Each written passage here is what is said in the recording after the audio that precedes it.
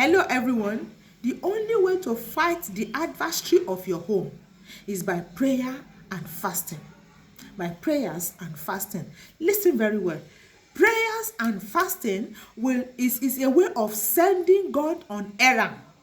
God will go before you, destroy the manipulations of the devil, destroy every strategies of the devil behind the scene.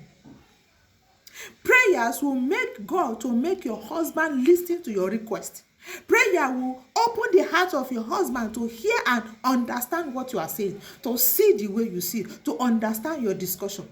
Prayers will make your discussion to penetrate into his heart and do what is necessary concerning the adversary.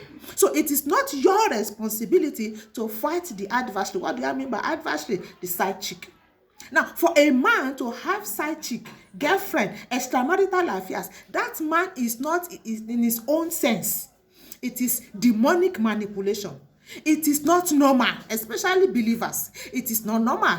And if you find your husband or you see that your husband is doing such, it is no longer himself, but the demon, the devil taking control of his life. So you cannot discuss and you cannot sit him down and discuss with him. He will not understand. He will not hear because he is not in his real self.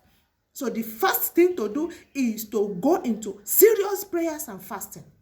God will go ahead and destroy everything. Now, by the time you now sit down and start discussing, your discussion, your speech will be meaningful to him.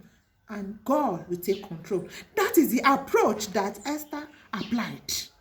Esther knew. She knew that Haman was their arch enemy. And he set to destroy them. In fact, a letter has been written and stamped. The decree has gone out that on so day, the whole of Jews will be destroyed. And Haman paid for it. Who can reverse that decree? No one, except God intervened. And that is why Esther had to stake her life for this. I say, let us pray and fast for God to intervene. I'm sure Esther did not know what to do. She didn't know how to approach the king. But she just said, Lord, intervene.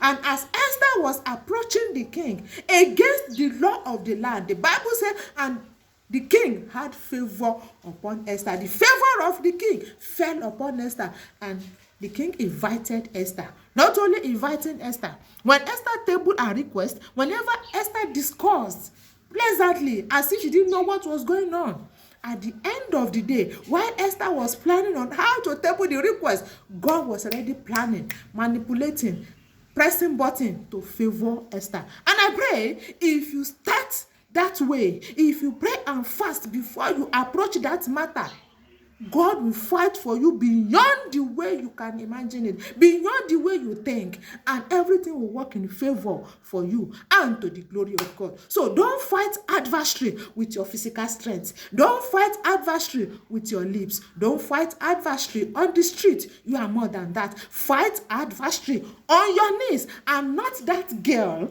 not that boy, not that boss in the office, but the devil, the chief and the wicked enemy against your soul and against your home.